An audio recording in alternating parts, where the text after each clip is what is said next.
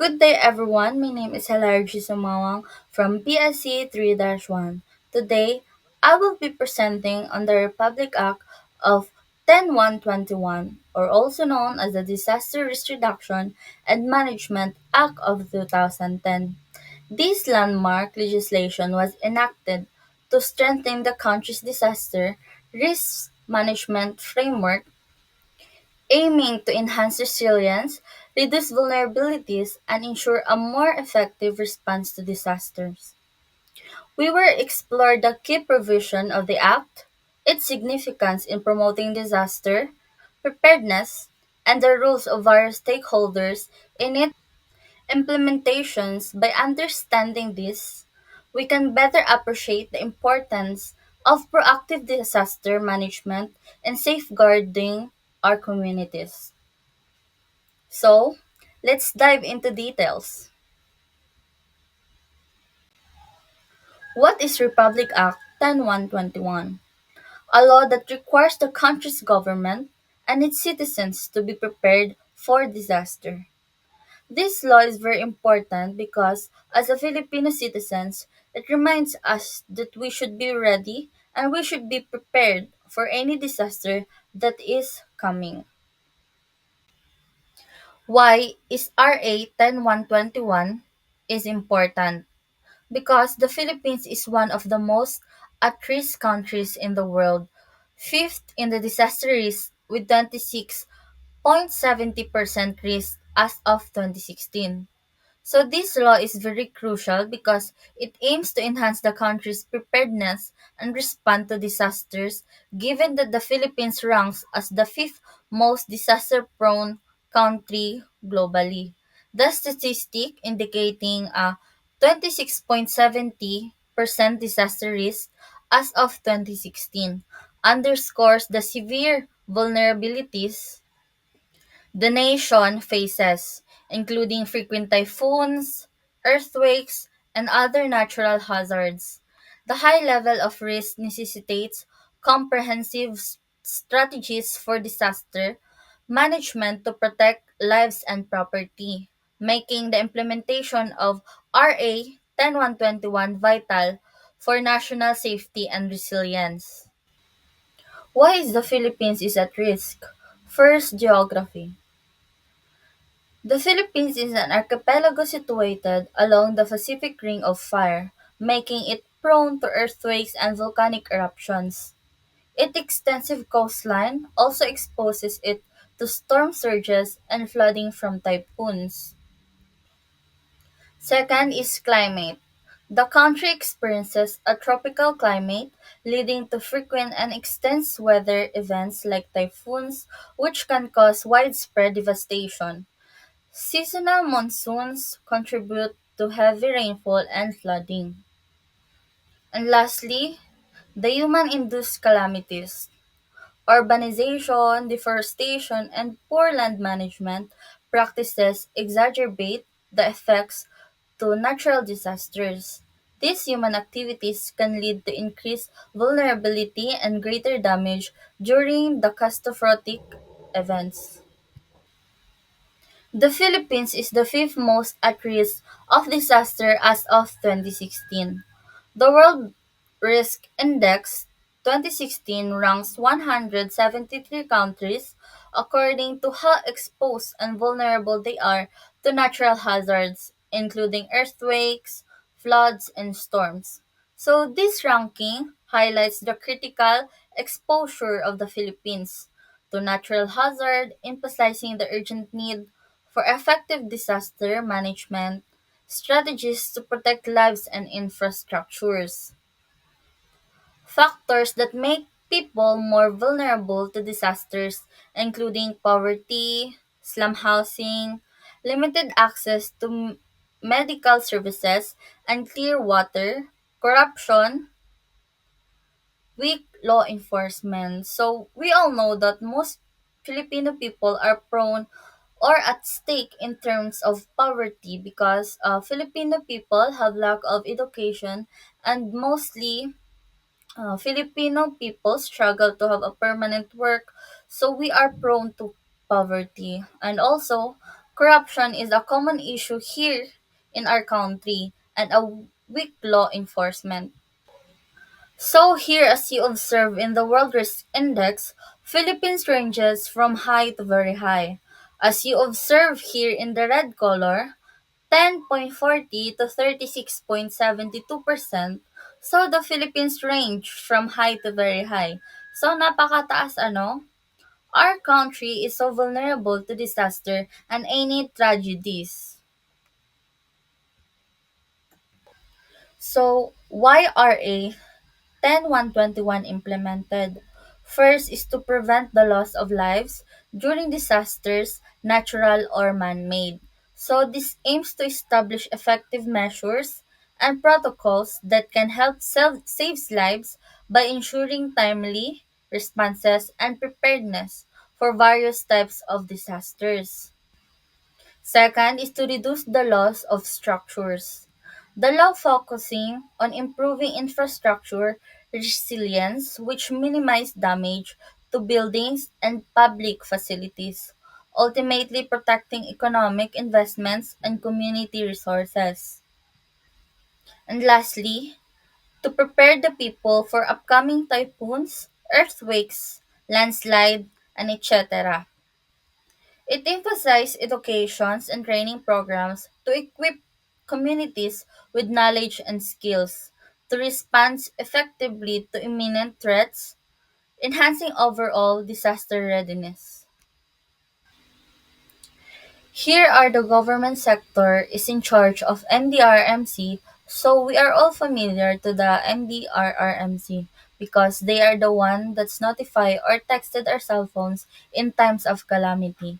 First, the chairperson secretary from the Department of National Defense, Prevention and Mitigation by DOST, Preparedness by DILG, Response by DSWD, and lastly, Rehabilitation and Recovery by NEDA. NDRRMC is empowered to do the following functions. First, develop vertical and horizontal coordination mechanisms, formulates a national institutional capability building program, formulate a national agenda. Second is research and technology, development on DRRM, formulate and implement a framework for CCA and DRRM, constitute a technical management group. Last, task OCD to conduct periodic assessment and performance monitoring of the member agencies, coordinate the implementation of the country's obligations by disaster management treaties. What are the precautions the NDRRMC take to reduce casualties? The NDRRMC have a four-part system. Number one is a disaster preparedness, planning and training to ensure communities can respond effectively to disasters. Number two is disaster mitigation and prevention, measures to reduce disasters impacts such as improved infrastructures and land use planning. Number three is disaster response, immediate actions taken to assist and protect people during and after a disaster. And number four, disaster rehabilitation and recovery, restoring communities and infrastructures and providing long-term support for recovery. These are the rules of LGU.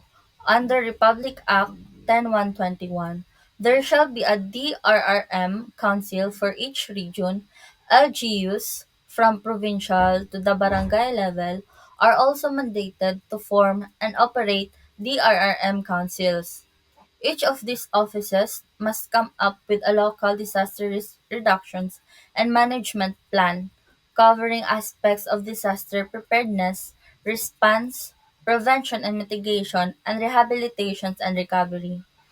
And LGU is the Chief DRRM Officer. Regional DRRM Council. In NDRRMC's regional arm, maintains and operating facilities on a 24-hour basis, known as the Regional Disaster Risk Reduction and Management Operation Centers. Regional DRRM councils depending on the scope of size of a disaster. The implementing rules and regulations of the new DRRM laws defines when the different national and local disaster risk reduction and management councils will be activated. Barangay Development Council or BDC if one barangay is affected, and City Municipal Disaster Risk Reduction and Management Council or CMDRRMC if two or more barangay is affected. The National Disaster Risk Reduction and Management Council or NDRRMC implements key precautions to minimize casualties during disasters through a structured response framework. Central to this is the Regional Disaster Risk Reduction and Management Operation Centers, which operates 24/7 to monitor threats and coordinate emergency responses. The NDRRMC activates various disasters council based on the scale of the disasters. The Barangay Development Council or BDC for individual barangays and the City Municipal Disaster Risk Reduction and Management Council or CMDRRMC for multiple barangay as I said earlier. These councils facilitate immediate local responses and ensure broader coordination. And also, the NDRRMC focuses on preparedness through community trainings, simulations, and partnership with locals and international organizations, enhancing resource and mobilizing and public awareness. This comprehensive approach strengthens disaster management and significantly reduce potential for casualties. If Provincial Disaster Risk Reduction and Management Council, if two or more cities are affected, and Regional Disaster Risk Reduction and Management Council, if two or more provinces are affected, and National Disaster Risk Reduction and Management Council, if two or more regions are affected. Implementing rules and regulations of the new DRRM laws defines when the different national and local disaster risk reduction and management councils will be activated. As I said earlier, Barangay Development Council or BDC if one barangay is affected, and City Municipal Disaster Risk Reduction and Management Council or CMDRRMC if two or more barangay is affected. To conclude, a quote by John Kennedy succinctly captures this importance. The time repair the roof is when the sun is shining. This emphasized the need to prepare for challenges before they strike, a principle at the heart of effective public administration and disaster management. Republic Act 10121, the Philippine Disaster Risk Reduction Administration students, it exemplified the crucial role of proactive governance in addressing disasters. Republic Act 10121, or also known as Disaster Risk Reduction and Management Act, represent a significant advancement in our approach to disaster preparedness and response in the Philippines by establishing a comprehensive framework for disaster risk management. It empowers local communities and various councils to effectively respond to emergencies, ensuring the safety and resilience of our populations. The proactive measures taken by the NDRRMC, including the operation of 24-hour monitoring centers and activation of disaster councils, are vital in reducing casualties and enhancing coordination during crisis.